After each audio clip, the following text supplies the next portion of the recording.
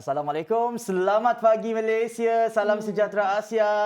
Apa khabar anda di rumah, di mana sahaja anda berada? Saya Jess semualah. Kami sentiasa harapkan agar anda sentiasa berada dalam keadaan yang sihat dan baik-baik sahaja. Jess, apa khabar? Khabar baik, Gas. Sehat macam selalu, Gas. Jangan Kan? risau. Okey, terus sahaja ke topik kita pada hari ini, Jess. Hari Selasa 23 September 2021 bersamaan 16 Safar 1443 Hijriah. Topik kita. Topik kita pada hari ini, Gas, iaitu Eunoia. Pemimpin muda mampu tampilkan kepimpinan berlainan perspektif dan idea baru. Macam kita lah, Gas. Kita ni kan kiranya yang muda-muda.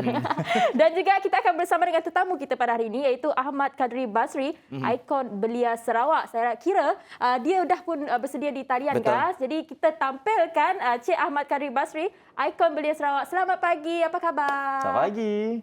Selamat pagi, Assalamualaikum. Khabar baik.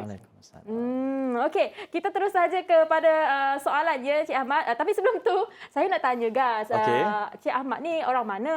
Tinggal mana? Orang Korea bukan? Kan. Saya asal daripada Mukah, Sarawak. Anak jadi Mukah lah. Ni kan, kalau orang Mukah, kita nampak wajah diorang ni macam kaum Melanau. Kita boleh nampak. Betul-betul. Memang kaum Melanau ke? Saya kira tadi orang Ulu pula. Okey. Kaum Melanau. Bingo. Kaum Melanau. Bijaklah Gas ni meneka. Tapi kalau ada masa boleh datang ke Kuching, lawat saya dengan Gas. Dia cakap kalau endemik nanti dah boleh dine in. Sekarang boleh dine in kan? Kalau boleh lintas negeri, sekejap saja lagi kita tunggu populasi 90% lengkap vaksinasi, dia nak ajak makan umai. Boleh. Nanti saya belanja. Okey, dia belanja, Gas, dengar ya. Okey, Cik Ahmad, boleh tak kongsikan definisi Eunoia melihat kepada konteks belia pada masa kini? Okey. Baiklah, terima kasih kita punya host lah pada hari ini. Dan Assalamualaikum, selamat pagi kepada semua yang tengah menonton sekarang ni. Saya rasa awal-awal pagi lagi kita dah bersiaran ni. Alhamdulillah kita dipermudahkan lah untuk bersiaran walaupun dalam keadaan yang kita sedang dalam platform online sahaja, atas faktor jarak dan juga masa lah. Jadi untuk menjawab persoalan tadi, saya rasa macam topik hari ini agak unik dan juga apa yang kita nak perkatakan ataupun perbahaskan pada hari ini adalah sesuatu yang sangat-sangat besar maknanya. Jadi kalau kita merujuk sendiri pada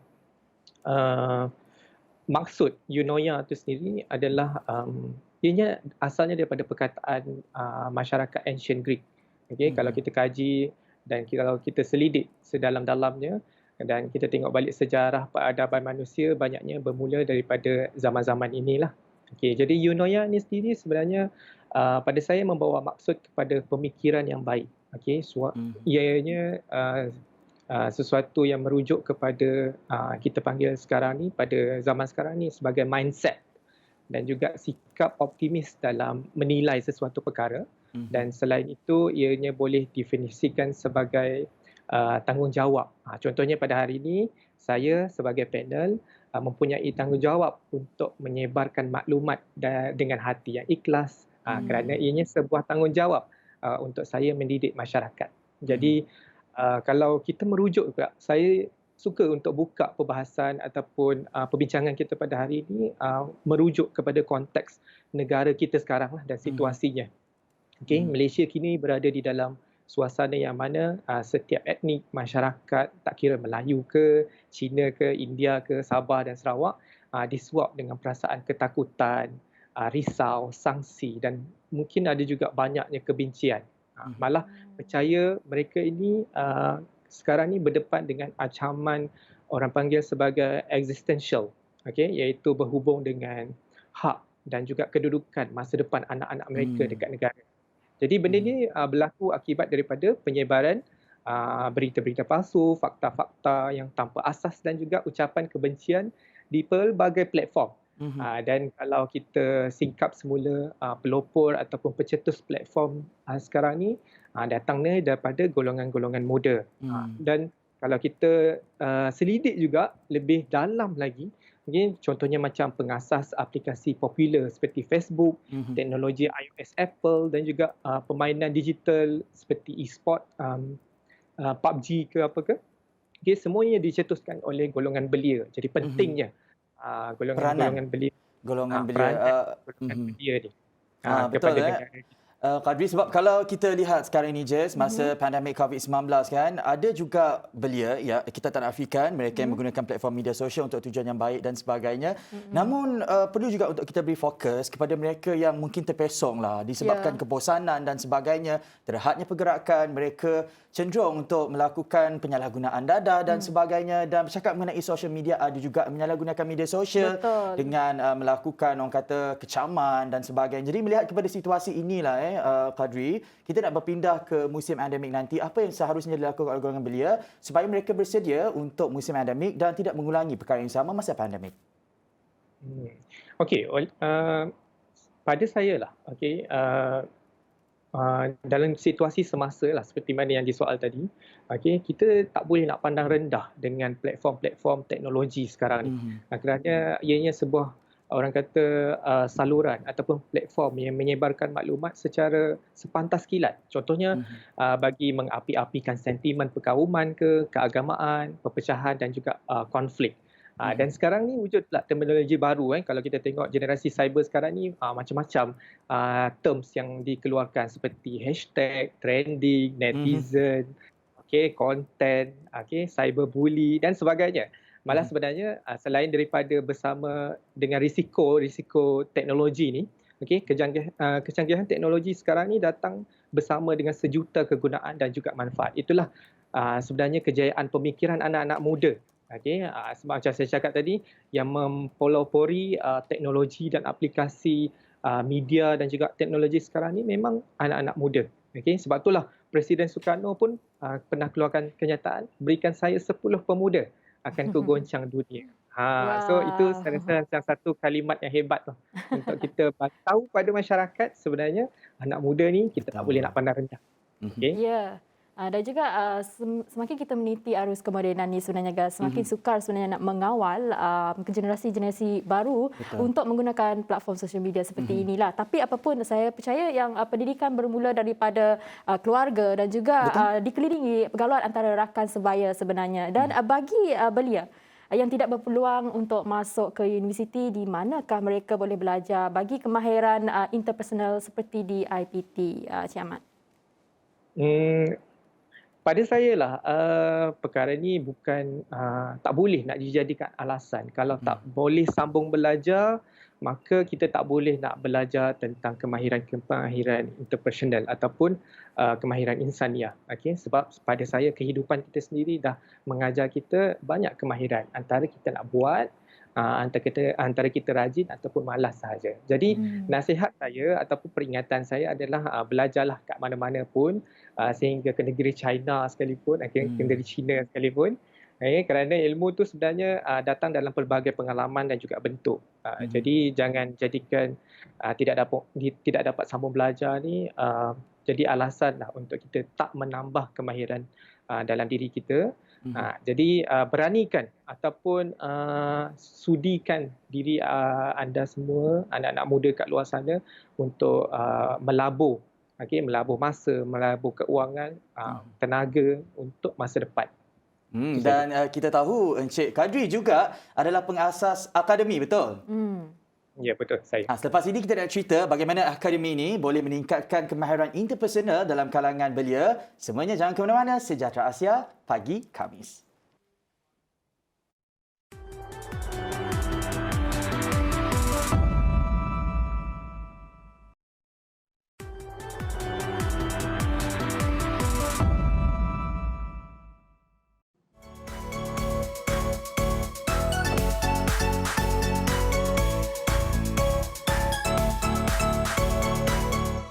Selain menonton kami di TVS, saluran 122 Astro dan MyTV, jangan lupa untuk juga tonton kami secara langsung menerusi FB Live di Facebook Sejahtera Asia dan Facebook TVS. Meriahkan ruangan komen. Baik penonton, saya kira kalau kita lihat kepada konteks semasa dan apa yang diperkatakan oleh World Economic Forum, yang mana nanti Jess akan wujud banyak peluang pekerjaan dan bentuk pekerjaan yang baharu. Seperti contoh, kalau kita lihat semasa pandemik COVID-19 ini kan, e-hailing memang dimaksimumkan penggunaannya. Jadi melihat kepada situasi ini, kita boleh boleh agaklah bagaimana keadaan yang lebih mencabar yang perlu ditempuhi oleh golongan belia satu hari nanti. Jadi Encik Kadri, kalau boleh kita lihat golongan belia pada hari ini, mereka sebenarnya bukan sahaja perlu ada stigma untuk tingkatkan daya pembelajaran mereka dan cemerlang dalam akademik, itu tak cukup. Maksudnya mereka perlu penuhi diri mereka dengan self-enrichment yang baharu dan kemahiran interpersonal yang baharu. Pendapat Encik Kadri tentang bagaimana mereka perlu cepatnya belajar dan adaptasi dengan situasi baharu ini, Encik Kadri? Okey, terima kasih. Bagaimana seseorang individu, anak muda ni boleh cepat untuk beradaptasi dengan situasi semasa itu bergantung kepada individu anak muda itu sendirilah. Pada saya, pendapat saya juga, anak muda sekarang ni perlu mempersiapkan diri dia untuk menghadapi beberapa perkara, iaitu mungkin saya boleh kirakan sebagai 3 cabaran lah, iaitu menjadi ejen dan penggerak perubahan untuk menyelamatkan negara kita daripada sikap tidak toleransi kaum, ekstremisme, rasuah, dan juga menjadikan negara Malaysia kita ni sebagai wadah kejayaan peradaban dan juga mengatasi konflik peradaban itu sendirilah. Kalau Malaysia ni ingin terus gemilang, saya berpendapat kita memerlukan tenaga dan juga idealisme anak-anak muda Malaysia ni sendiri yang menjadi perintis untuk menjadi daya pemaju untuk merealisasikan impian murni buat Malaysia. Selaras dengan hasrat keluarga Malaysia itu sendiri. Perdana Menteri ke-9 kita menggunakan konsep itu dan juga saya rasa kita pun gembira bila mana konsep keluarga Malaysia ini sendiri emphasize tentang bakal mendengar suara-suara golongan belia ni lah dalam kepimpinan yang baru. Dan saya kira Encik Kadri sendiri sebagai seorang penggerak golongan belia yang juga merupakan pengasas kepada akademi juga melihat perkara ini sebagai satu perkara yang sangat penting sebenarnya. Jadi Encik Kadri, kalau boleh dikongsikan kepada penonton, adakah akademi ini juga fokusnya ada kepada golongan belia yang tercicir? Maksudnya mereka yang tak dapat masuk IPT ataupun mereka yang baru sahaja keluar daripada AADK dan sebagainya. Adakah tumpuan juga diberikan kepada kelompok belia ini supaya semua golongan belia sama-sama angkat pada satu tahap kecemerlangan yang sama? Okey. Di akademi, untuk makluman semua lah, di akademi kami mengutamakan program pembangunan modal insan dalam pelbagai aspek kemahiran, baik kepimpinan, keagamaan dan juga profesionalisme. Faktanya juga akademi ini telah kami wujudkan sejak tahun 2014, 2015 begitulah. Dan sekarang dah pun berusia lebih daripada 5 tahun. Untuk makluman semua juga, di akademi kami percaya bom jangka, saya rasa macam saya gunakan terminologi bom jangka ni untuk melambangkan sesuatu terhadap pembinaan negara kita ni harus dinyah aktifkan lah. Dengan memastikan setiap rakyat Malaysia menimba pengetahuan tentang jati diri, kepimpinan, integriti, kawalan sistem media, sistem rangkaian elektronik dan juga penggunaan teknologi maklumat dalam menerangkan dalam kita menerangkan penerapan elemen pemikiran kritis dalam kepimpinan kehidupan seharian bagi kita membolehkan perbezaan antara golongan muda dan juga yang bakal terlibat dalam dunia profesional lah. Jadi di akademi sebenarnya kami banyak menghasilkan modul-modul yang berkaitan dengan hal-hal pembangunan modal insan ni lah. Jadi untuk perkara ini kami utamakan untuk memastikan corak pemikiran generasi merentas masa ni boleh dibentuk dengan acuan yang sempurna. Jadi pelbagai program dan juga modul telah pun kami ciptalah di akademi. Malah sebenarnya pelbagai kejayaan juga kita telah bina melalui program-program yang kita sendiri cipta dan rangka sehingga kita dapat memperkenalkan program-program kita ke negara Asia yang lain seperti Indonesia, Brunei, Singapura melalui program yang kita berikan nama sebagai SPACE. Selain itu, kita telah berjaya mendapat pengiktirafan anugerah kecemerlangan sebagai professional training provider pada tahun 2020. Jadi tak sangkalah usaha kami dalam 5 ke 6 tahun ni cukup menakjubkan. Wow, Alhamdulillah. saya rasa saya nak join dah akademi. Tapi Cik Ahmad, saya nak tahu juga akademi ini hanya untuk orang Sarawak saja ataupun terbuka kepada semua di seluruh negeri, mungkin di seluruh negara. Pada permulaannya, akademi ini ditubuhkan di Selangor dan Kuala Lumpur lah. Jadi kita banyak serve ataupun berkhidmat kepada institusi pendidikan, tak kira dia dapat di sekolah, di college ataupun universiti, juga di agensi kerajaan. Jadi kita provide perkhidmatan latihan ni kepada semua agensi ataupun pihak-pihak yang memerlukan lah di sekitar Lembah Kelang dan juga di Semenanjung Malaysia. Tapi melihat kepada demands, melihat kepada keperluan juga, saya lihat ada keperluan untuk saya membuka lagi satu cawangan di Sarawak. Okay. Jadi sekarang ni office kita ada di Jalan Perinsen, Kuching. Jadi kalau rasa macam ingin menjemput ataupun mengikuti kita punya program, kita bolehlah kita anjurkan ataupun Tapi dengan mungkin kerjasama. mereka nak Encik Kadri sendiri yang berada di Kuching baru mereka nak sertai. InsyaAllah. Saya ada beberapa trainer juga. Okay, kita ada rangkaian trainers di dalam akademi. Tapi insyaAllah kalau ada kesesuaian masa dan juga jadual, of course saya akan turun padang jugalah. Baik, Encik Kadri dan penonton, kalau kita lihatlah sekarang ya Jess, pelajar ini mereka tak boleh berfikir sebagai seorang pelajar, tapi mereka perlu berfikir sebagai seorang usahawan pada masa yang sama. Maksudnya, mereka digalakkan untuk belajar dan menjadi seorang usahawan pada masa yang sama, melihat kepada keperluan dan tuntutan semasa pandemik inilah terutamanya. Jadi melihat kepada situasi ini, bagaimana peranan akademi expert untuk isu yang mana kita perlu melahirkan lebih banyak golongan usahawan dalam kalangan belia supaya mereka dapat bersaing dengan golongan usahawan yang sedia ada, Encik Kadri. Okey. Sebagai training provider, di akademi sebenarnya kami teruskanlah dengan visi dan misi kami dalam membangunkan modal-modal insan di seluruh Malaysia, dan juga cita-cita saya adalah untuk membangunkan modal insan kalau boleh sampai ke peringkat Asia lah.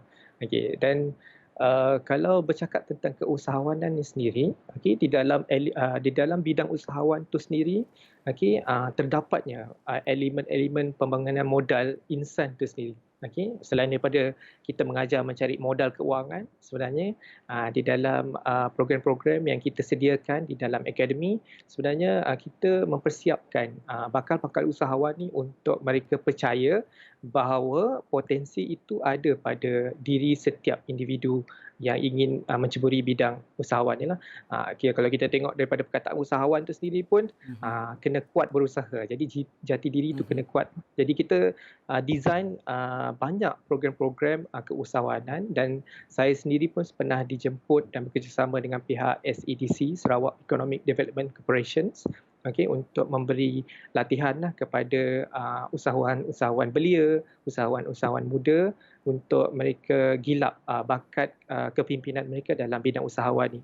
Dan selain itu, saya rasa baru-baru ni kita baru sahaja berjaya melaksanakan series of program Young Entrepreneur Setup, yang dianjurkan oleh pihak Kementerian Belia dan Sukan Negeri Sarawak, yang mana sebenarnya usaha ini saya rasa macam suatu usaha yang sangat besar lah dalam kita mempersiapkan dan membantu ekonomi belia itu sendiri. Saya suka bila bercakap dengan golongan belia, anak muda ini, yang mana perspektif dan pemikiran mereka juga memberikan dari sudut yang berbeza daripada apa yang kita cakna sekarang. Jadi, Encik Kadri, sebelum kita nak tanya harapan dan pesanan Encik Kadri kepada semua golongan belia di luar sana, sekarang kita dalam musim pandemik COVID-19, Jess, yang mana semakin banyak kelonggaran dibuka, sebenarnya semakin besar tanggungjawab yang perlu kita galas.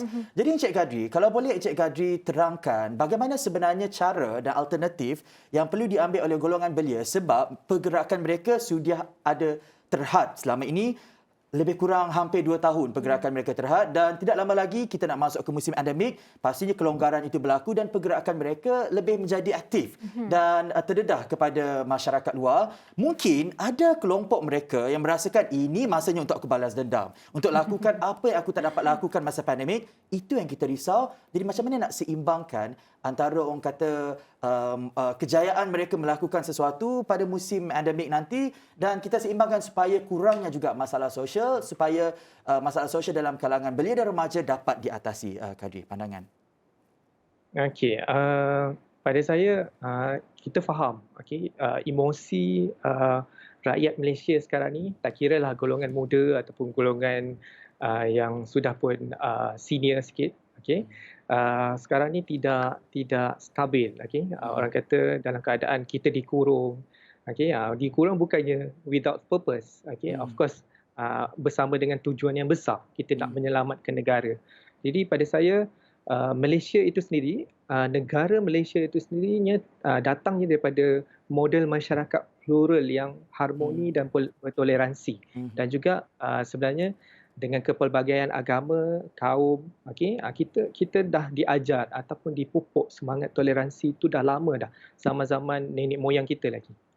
Dan zaman-zaman prasejarah, bukan prasejarah lah, sejarah awal-awal penubuhan negara kita. Jadi pada saya, untuk mengamal semula ataupun mendapatkan semula mindset toleransi, tanggungjawab itu sendiri, selepas kita dicabar dengan musim pandemik ini, saya rasa Malaysia perlu recall back, muhasabah balik, fikirkan balik semula macam mana Malaysia ni pernah harmoni, pernah aman, pernah selesa dan selamat untuk kita duduki. Jadi kita perlu cipta keharmonian dan juga keamanan tu sekali lagi. Walaupun kita pernah dicabar dengan situasi pandemik yang menyebabkan mungkin emosi kita, mental health kita terkesan sedikitlah akibat daripada pandemik ini. Saya rasa efek ini bukan pada negara Malaysia sahaja tapi seluruh dunia. So saya rasa be positive. Be positif. Kesimpulannya, Gas, belia ni harus memainkan peranan dalam membangunkan dan memajukan negara. Namun, yang pentingnya mereka harus menguasai ilmu pengetahuan dahulu. Betul. Dan juga ada keterampilan yang unggul serta berkreatif lah dan lebih lagi berinovatif. Dan untuk soalan yang terakhir, Encik Ahmad, Encik Ahmad, apa harapan Encik Ahmad untuk golongan belia pada hari ini? Saya mempunyai harapan yang besar kepada kepimpinan belia ataupun anak-anak muda. Khususnya di negeri kelahiran saya sendirilah, negeri Sarawak sendiri. Saya rasa ianya satu masa ataupun waktu yang tepat untuk kita memberi kepercayaan kepada anak muda, golongan belia ni, untuk diberi kepercayaan sebagai pemimpin. Dan juga saya bukan nak mengatakan sebelum ni kita tak pernah percaya golongan belia dan golongan anak muda ni boleh memimpin. Tetapi saya rasa masanya untuk kita mengangkat lebih tinggi martabat golongan anak muda ni untuk diberi suatu tanggungjawab kepimpinan yang lebih besar. Jadi dalam pada itu juga setelah diberi tanggungjawab, saya pun nak cabarlah anak-anak muda di negeri Sarawak sendiri ataupun di Malaysia lah. Untuk memikul tugas ni bagi merintis gerakan anak muda Malaysia dalam memacu dan mengangkat kempen Selamatkan Malaysia daripada berita palsu dan juga ucapan kebencian yang menimbulkan orang kata yang boleh menimbulkan perpecahan lah, dan menyebabkan kita rasa macam prejudis ataupun tidak positif terhadap kaum dan juga agama lain. Selain daripada apa yang kita anuti lah. Jadi keduanya, harapan saya kepada anak muda belia dekat luar sana harus anda semua harus merintis gerakan anak muda itu sendiri dalam memacu dan mengangkat kempen takbir urus yang baik dan untuk Malaysia menjadikan negara menjadi sebuah negara yang sangat-sangat makmur. Serangan mengutamakan integriti dalam hal-hal profesionals, dan menjadi pendahululah, negara pendahulu dalam soal integriti itu sendiri. Dan juga saya harapkan untuk anak-anak muda ni terus menzahirkan rasa tanggungjawab tu. Kalau boleh ditunjukkan, why not kita tunjukkan. Bukan sekadar untuk menunjuk-nunjuk, tapi sebenarnya kadang-kadang kita dengan cara menunjuk itu kita educate more people. Menjadi contoh kepada masyarakat belia lain dan itu yang paling penting. Dah 30 minit lah sebenarnya, lebih kurang 30 minit kita bersama dengan Encik Kadri. Sebenarnya banyak lagi yang kita nak tanya, tapi itulah penonton apa yang boleh saya katakan adalah sebenarnya golongan belia pada hari ini mereka punya semangat yang luar biasa, tenaga yang luar biasa untuk suara mereka didengari. Namun adab itu sentiasa kena jaga, terutamanya menggunakan media sosial dan sebagainya. Kerana apabila kita dapat sampaikan sesuatu itu dengan baik, ini akan lebih sampai kepada pihak yang lebih bertanggungjawab, dan itu yang kita naklah. Terima kasih kami ucapkan kepada pengasas Akademi atau Ikon Belia Sarawak 2018, Encik Kadri, Ahmad Kadri Basri. Terima kasih. Stay Terima safe. kasih juga. Ya, stay safe. Stay positive. Dan selepas ini, Jess, kita akan bawakan tumpuan utama yang perlu menjadi fokus anda hari ini untuk diceritakan kepada rakan-rakan sepejabat dan sebagainya. Jangan lepaskan peluang selepas ini hanya dalam Sejahtera Asia.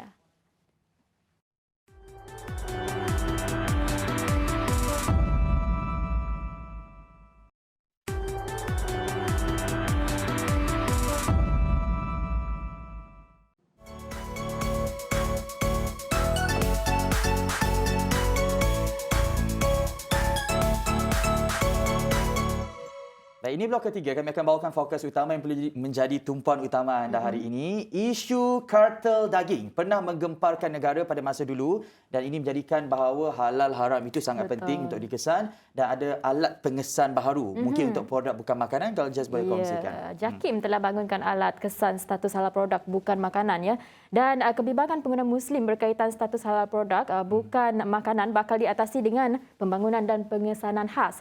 Jadi Timbalan Menteri Perdagangan Dalam Negeri dan Hal Ehwal Pengguna KPDNHP, Datuk Rosul Wahid berkata Jabatan Kemajuan Islam Malaysia JAKIM sedang membangunkan alat khas berkenaan.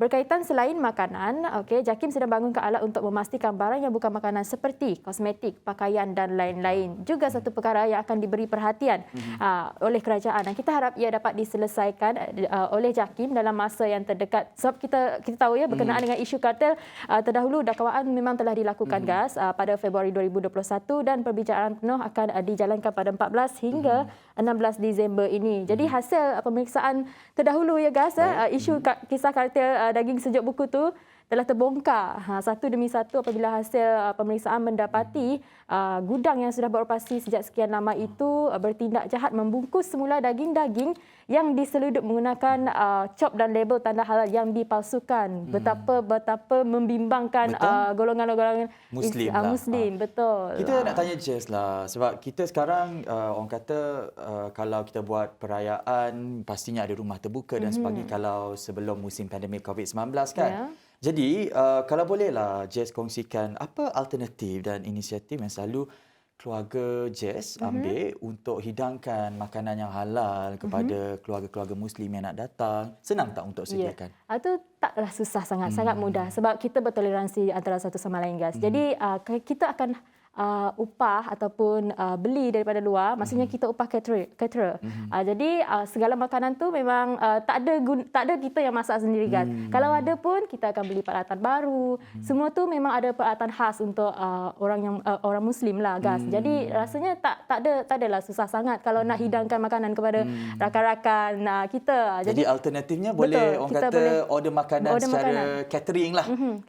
Itu alternatif yang diambil sebab kita tahu Sarawak ini pelbagai bangsa, kaum, agama, dan kalau kita nak isi borang tu kan kadang-kadang masyarakat Melayu, Cina, India, dia akan letak lain-lain kan. Jadi kita naklah orang kata kaum-kaum lain ini juga diiktiraf. Sebab itu menurut Menteri Undang-Undang Hubungan Negeri dan Persekutuan serta Pemantauan Projek Datuk Sharifah Hasidah Said Aman Ghazali, definisi semasa bagi penduduk pribumi Sarawak dalam Perlembagaan Persekutuan adalah tidak menggambarkan dengan tepat kepelbagaian bangsa dalam populasi penduduknya. Sebab itu tegas beliau Jess, selain daripada orang Melayu, Cina dan Dayak, penduduk pribumi yang lain seringkalilah akan dikategorikan sebagai lain-lain. Jadi untuk mengatasi keadaan ini, definisi penduduk pribumi yang baharu telah diusulkan untuk mencerminkan pelbagai bangsa yang berbeza di Sarawak. Namun, melihat kepada jumlah bangsa di negeri ini banyak sebab itu Majlis Adat Istiadat juga akan turut membantu untuk proses ini supaya mereka boleh membuat senarai yang spesifik dan lengkap bagi memastikan tidak ada penduduk pribumi Sarawak yang tercicir. Itulah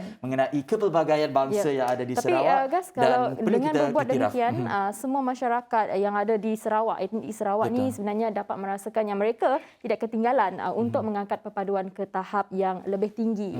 Jadi agak baguslah sebenarnya isu ini diusulkan sebenarnya. Dan seterusnya kita nak bawakan mengenai perkembangan KPM sedia kit ujian air liur untuk pelajar kembali ke asrama. KPM akan sediakan kit ujian air liur Kendiri kepada pelajar yang akan kembali ke asrama masing-masing apabila sesi persekolahan dibuka. Menurut Menteri Kanan Pendidikan, Senator Datuk Dr. Muhammad Razi Muhammad Jidin, KPM juga akan menguruskan proses saringan ujian COVID-19 yang perlu dilakukan oleh mana-mana pelajar sebelum mereka kembali ke asrama. Seperti contoh Jess, sekiranya pelajar tu sekolah asrama penuhnya di Kuala Lumpur dan dia pula berada di Terengganu, sebelum menaiki bas, mereka akan dikumpulkan di salah sebuah sekolah asrama di Terengganu dahulu. Kemudian diberikan kit, lepas tu mereka akan buat ujian saringan air liur. Sekiranya negatif, barulah mereka boleh naik bas dan pergi ke asrama mereka di Kuala Lumpur. Selepas itu, kalau di sekolah tu mereka menunjukkan simptom-simptom dan sebagainya, kit Kendiri juga diberikan kepada mereka secara bersama untuk langkah berjaga-jaga. Wow, satu langkah yang baik kita katakan. Kita dapat sebab kita tahu ya sekolah telah dibuka secara berperingkat. Jadi itu adalah amat penting untuk menghalang atau mengekang penularan COVID-19 di kalangan remaja ataupun anak-anak muda yang akan bersekolah dan akan menduduki peperiksaan. Mereka menimba ilmu dalam keadaan yang selamatlah. Itu yang paling penting dan tidak membawa jangkitan itu ke rumah dan sebagainya. Merebak kepada adik-adik mereka yang masih kecil, itu yang kita tak nak, insya-Allah lah. Okey, seterusnya mungkin mengenai perincian Langkawi tiada kes setakat ini. Betul. Setakat semalam guys, tiada kes COVID-19 telah babitkan pelancong di Langkawi. Tiada kes jangkitan COVID-19 babitkan pelancong domestik di Langkawi dikesan sehingga 5 hari pulau itu dibuka menerusi projek rintis gelembung pelancongan. Jadi pengerusi Jawatan Kuasa Pelancongan Seni dan Budaya Belia dan Sukan Pembangunan Usahawan dan Koperasi Negeri Muhammad Firdaus Ahmad berkata setakat ini hanya membabitkan penularan tempatan sahaja, penduduk tempatan sahaja. Jadi rasanya kejayaan dapat dilihat dekat sana guys. Sebab mereka sebelum mereka masuk pun mereka akan menjalani ujian kendiri test COVID-19. Sebab sebelum ini hangat juga dengan isu ada 2 pelancong wanita yang memasuki Pulau Langkawi tau. Mereka telah diarah balik ke Kuala Perlis selepas pemeriksaan mendapati suntikan dos vaksin COVID-19 yang diterima mereka belum cukup matang, iaitu cukup tempoh 14 hari lah. Syabas sebenarnya hal ini kami ucapkan kepada pihak polis daerah Langkawi dalam memastikan para pengunjung yang datang tu untuk memenuhi SOP yang telah ditetapkan supaya keselamatan pengunjung-pengunjung lain juga terjamin. Sebab kalau kita lihat sekarang, bukan saja Pulau Langkawi, bukan saja pulau sebenarnya, banyak destinasi pelancongan yang akan dibuka. Jadi melihat kepada keperluan ini, perlu untuk mereka lebih strict lah, lebih tegas untuk memastikan bahawa pergerakan dan tahap kematangan tempoh dos vaksinasi itu dititik beratkan. Selain daripada itu, Jess, juga nak kabarkan bermula hari ini, kedai serba neka dan stesen minyak dan sebagainya akan boleh beroperasi dari jam 6 pagi sehingga ada di antara premis tu boleh sampai ke 12.30 malam. Dan bermula 1 Oktober nanti juga akan dibenarkan untuk refleksologi dan spa beroperasi sekiranya pemilik dan staf mereka lengkap 2 dos vaksinasi. Saya kira sektor ekonomi dah dibuka berperingkat guys. Tak sabar nak tengok peningkatan ekonomi kita dalam pembangunan ekonomi segalanya. Dan Gas, seterusnya memang kita akan maklumkan atau kongsikan perincian mengenai COVID-19 dahulu di Malaysia. Ketua Pengarah Kesihatan Tan Sri Dr. Nur Hisham Abdullah memaklumkan bahawa sebanyak 14,990 kes baru COVID-19 dilaporkan semalam, menjadikan jumlah kumulatif meningkat kepada 2,142,924 kes. Selangor mencatatkan kes harian tertinggi dengan jumlah 2,414 kes dan menunjukkan peningkatan berbanding 1,934 kes harian sebelumnya. Selain Selangor, 7 negeri turut mencatatkan kes positif terendah iaitu ribuan kes positif harian iaitu termasuk Sabah 1,199 kes, Sarawak 1,712 kes, Johor 1,880 kes, Kedah 1,007 kes. Dan sementara itu, negeri yang merekodkan kes positif terendah adalah Perlis 97 kes, Wilayah Persekutuan Putrajaya 30 kes, Wilayah Persekutuan Labuan 3 kes. Kementerian Kesihatan KKM ingin memaklumkan status terkini COVID-19 di Malaysia sehingga 22 semalam Gas. Maksudnya kes kematian apa semua tu nanti mereka akan update dalam COVID Now.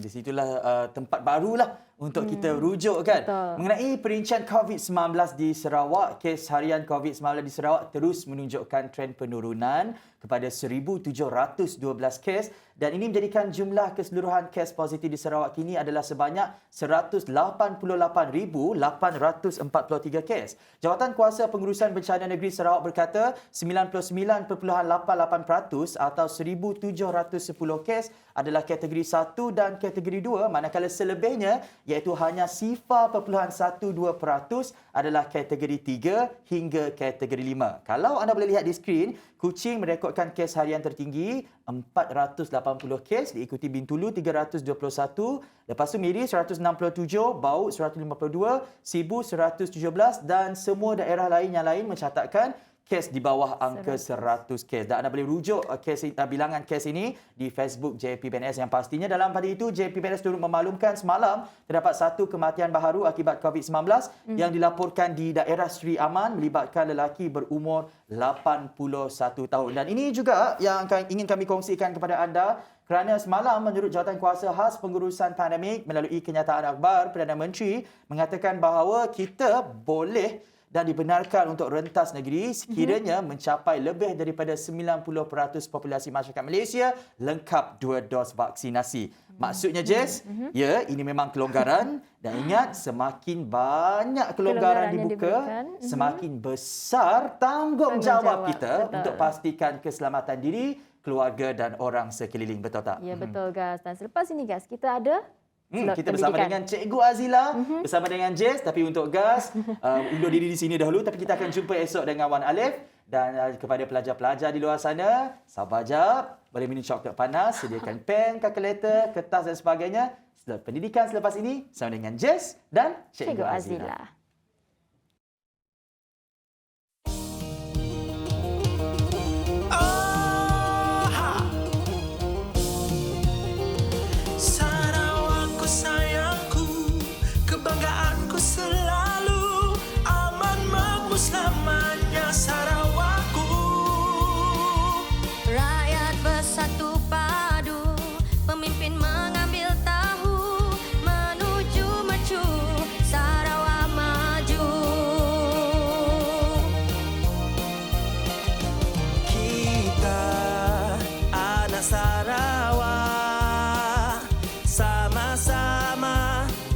Sarawak, kita sayang Sarawak, sanggup berkorban untuk Sarawak. Oh ha, mari laungkan bersama. Oh ha,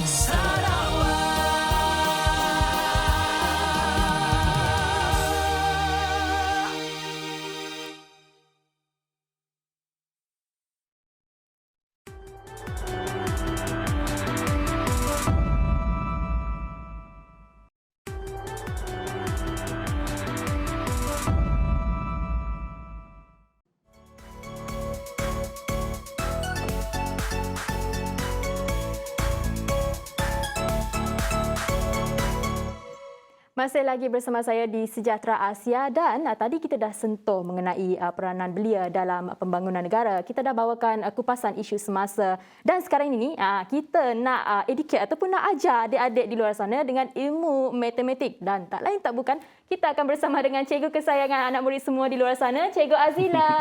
Hai, selamat Apa pagi. Apa khabar Cikgu Azila? Baik, alhamdulillah sihat. Saya dah lama tak masuk kelas kan cikgu, jangan marah ya.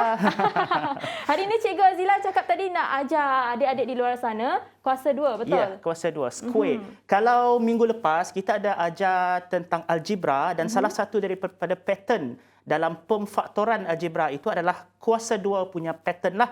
So, pada episod yang Selasa hari itu saya dah kongsikan dengan adik-adik macam mana nak buat kuasa 2 untuk nombor yang 2 digit. Kita ulang kaji sikitlah. Boleh, cikgu. Sebab kakak Jess kita tak masuk kelas hari itu. Okey, contoh kalau 35 kuasa 2, yang ini yang kita buat pada hari Selasa yang dululah. Nak tanya sekejap adik-adik kita ni ingat lagi ke tidak apa yang kita belajar pada 35 adik-adik pada ingat hari lagi itu ke? Kalau tak ingat tanya je, boleh je hentam Cikgu Azila. Betul. So, kalau begini dianya adalah 2 digit. Syaratnya mesti 2 digit dan digit yang kedua itu mestilah 5. Okey, boleh boleh mesti 5. So 2 digit. So, kalau 35, 5 ini menyebabkan belakang ini jadi 25. Nang ganti 25. Saya akan jadi nombor lain. Okey. Yang kita kena kira sikit adalah 3 ini Apakah nombor selepas 3? 4, cikgu. Bagus. So, 3 ini darab dengan nombor selepasnya, iaitu jadi 12. Ya. Terus sampai jawapan. Jawapan dia 1225. Mudah. Ini yang kita belajar pada hari Selasa yang lepas. Ya. Dalam episod yang Selasa. Hari ini pun masih juga a 2-digit number, tetapi hari itu tengok belakang kan. Sekarang ini kita tengok nombor di depannya pula. Mestilah 9. Okey. 2-digit number. Contohnya, ini 99 kuasa 2. Ui, power benar tu. Cik perlu pakai kalkulator. Tak perlu guna kalkulator, kita boleh kira 99 kuasa 2. Ingat balik, kuasa 2 itu maksudnya nombor itu didarab 2 kali. Betul. Maksudnya, 99 darab 99. Okey, apabila begini, kita cari dahulu. Jap, kita ambil warna yang berlainan. Okey. Nombor 99 ini, Jess. Kalau kita tolak dengan 100, berapa bakinya? 100 tolak 99, ni senanglah. Satu lah kan? Okey, nombor 1 ini sangat penting dalam pengiraan ini. Okey, tumpukan perhatian. Dia ada jalan kerja sikit. Mesti 4 digit number. Okey. 1 ini darab dengan dirinya sendiri. 1 darab 1. Takkan tak tahu kan? 1 darab 1, 1. So, dia akan mengisi ini. So, 2 ini sepatutnya diisi oleh jawapan inilah. Memandangkan sini tak ada apa-apa number, kita letak 01. 01. Manakala 99, apa pula dia dengan 1 ini? Dia tolak dengan 1. 99 tolak 1, kita akan dapat 98. Tereng, dapat jawapan. Wow, mudah. Tanpa kalkulator, itu tanpa kalkulator. Lagi satu perkara, tanpa bentuk lazim. Tak perlu buat ni. Panjang Main cerita. tulis je macam tu. Tapi kalau tanpa bentuk lazim macam ni, cikgu tak tolak markah ke kalau dalam exam? Tidak. Tidak, Okey, untuk adik-adik di sekolah menengah, of course tak tolak markah lah sebab kita dah boleh guna kalkulator.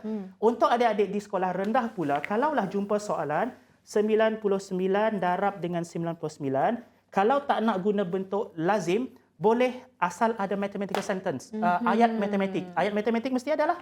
Jangan dia tiba-tiba Terus ada jawapan. Terus ada jawapan 9801. Tengok kertas masih bersih je lagi, cikgu. Tak ada conteng-conteng pun. Tiba-tiba ada jawapan. Itu tak boleh lah. Ni mesti meniru ni. Okey. Boleh saya teruskan lagi nombor yang berikutnya pula. Okey, kita ambil nombor yang bawah satu lagi, iaitu 98. Okey. Sebenarnya nombor-nombor ini, kalau yang 90 lebih ini, makin besar nombor itu makin senang. Ya. Sebab bezanya dengan 100 makin kecil. Okey, kita tengok apa yang saya maksudkan. Okey, 98 bezanya dengan 100. The difference between 98 and 100 is 2. Okey, 2 ini yang akan sangat berguna dalam pengiraan kita. Kita perlukan 4 petak kosong. Okey.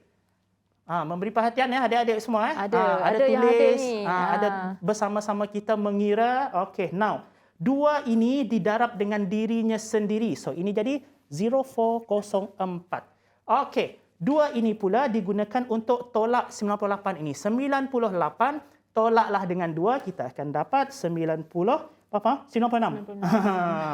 Jadilah jawapannya. 9,604. Sebelum Betul. kita nak pergi ke soalan yang seterusnya lagi, cikgu, kita nak berehat sebentar. Jangan ke mana-mana. Hanya dalam Sejahtera Asia.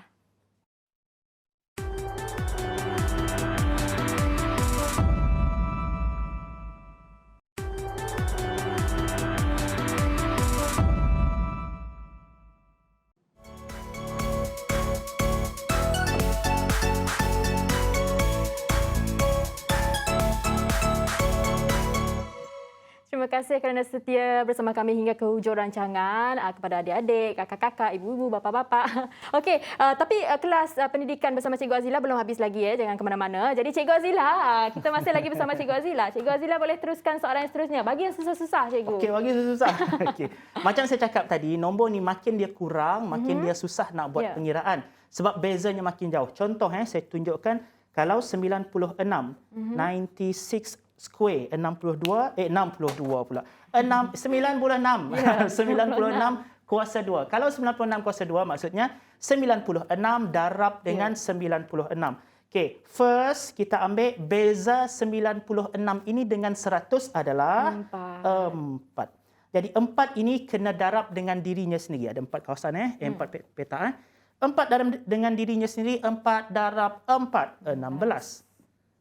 Okey, lepas itu 4 ini digunakan untuk tolak daripada 96. 96 tolak dengan 4 kita akan dapat, jangan salah kira 92. 92. Tengok, makin nombornya kecil, makin besar kita nak tolak. Jadi itu akan boleh careless lah dekat situ sebenarnya. Kalau ni tadi senang tolak 1 je. Betul. Tolak 2 je. Ini pula tolak 4. Apa kata? Okey, ni ada dapat 9216. Adik-adik kita faham tak ni? Ya, kalau Aziz dia cakap, faham. Faham Aziz kan? Faham Aziz kan? Hidayat, Irdina. Okey. Apa kata kita cuba nombor yang kecil lagi. Kita cuba 94 kuasa 2. Artinya ingat 94 kuasa 2 adalah 94 darab 94. Pertama sekali kena cari apa dia punya beza dengan 100. Apa bezanya dengan 100? 6. Ya, 6. Okey. 6 darab dengan dirinya sendiri, nampak nombor dah makin besar. Kan? 6 darab dengan dirinya sendiri 36. Okey. Ni seterusnya pula 94 tolak dengan 6. Tengok dia dah menolak dengan nombor yang lebih besar. Keluar jari cukup. Yang di rumah tu adik-adik kita dah ada jawapan tak? 94 ini tolak dengan 6 maka kita akan dapat 88. 8,836 sebenarnya tanpa menggunakan kalkulator boleh. Tanpa bentuk lazim. Untuk teknik macam ni cikgu kena guna nombor 9 di depan ya. Ini kena nombor 9 di depan lah. Dia punya syaratnya tadi, first yang kita belajar pada hari Selasa hari itu adalah syaratnya kalau nombor di belakangnya 5. Hari ini dia ada syarat lain pula. Kalau a 2-digit number, nombor di depannya 9. Inilah kaedah yang boleh kita gunakan. Ada lagi yang kalau di depannya 8, lain pula kaedahnya. Kalau di depannya 7, di belakangnya 8. Banyak kaedah sebenarnya. Tapi yang saya akan share, taklah saya akan share semua. Betul. Nanti susah hati adik-adik. Banyak yang dia tahu dia cikgu. Blank dah. Lepas tu lupa yang ini. Saya ambil yang paling mudah lah. Yang paling senang nak difahami dan diingati. Harap-harap ingatlah. Harap-harap ingat. Cikgu mungkin boleh kongsikanlah sebab esok pun ada slot pendidikan kan? Ada. Esok adakah belajar yang esok kena tengok esok baru boleh tahu. Takut dia orang tidur kan pagi esok kan. Jadi pagi esok mesti ikut dahulu. Esok kita akan beritahu apakah pembelajaran kita pada esok hari. Tapi nak tahu cikgu, selalunya kalau cikgu dah ajar dekat Sejahtera Asia ni kan, lepas tu balik rumah nanti ajar lagi murid-murid, adakah cikgu ada bagi homework lepas daripada kelas Sejahtera Asia ni? Homework jarang dah saya bagi homework. Hajar bagus lah cikgu ni. Kalau cikgu saya tiap hari dia bagi homework cikgu. So yang ini kepentingannya adalah pada adik-adik sendiri kerana Sejahtera Asia ini apa yang saya ajar di sini dia bukan saja kita belajar sekarang ni.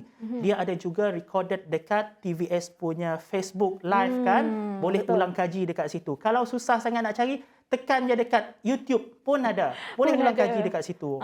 Bawa buku kalau yang terlepas tu memang bergunalah kan episod kalau ada Cikgu Sejahtera Asia ni. Cari dekat YouTube. Taklah saya mengajar 3 kali. Cikgu, kalau anak murid cikgu dekat Sejahtera Asia ni saya rasa dah boleh dapat sijil dah. Ya, dah boleh dapat sijil dah. Hujung tahun ni tak nama hujung tahun kan? Dah graduate. Boleh graduate. Okey, semua terima kasih Cikgu Azila. Terima kasih Ya, banyak-banyak. Tapi sama-sama. jangan lupa ya Cikgu Azila, mungkin Cikgu boleh pesan kepada mereka untuk tonton Cikgu Azila dan Sejahtera Asia esok hari Cikgu. Ya, esok hari ada lagi 7:30 Sejahtera Asia. Dan stay macam biasalah. Kita belajar pagi-pagi ni bagi otak kita cergas pagi-pagi. Ya, itulah tadi daripada Cikgu Azila dan daripada saya Jessica John. Hanya dalam Sejahtera Asia, daripada inspirasi kami cetuskan inovasi.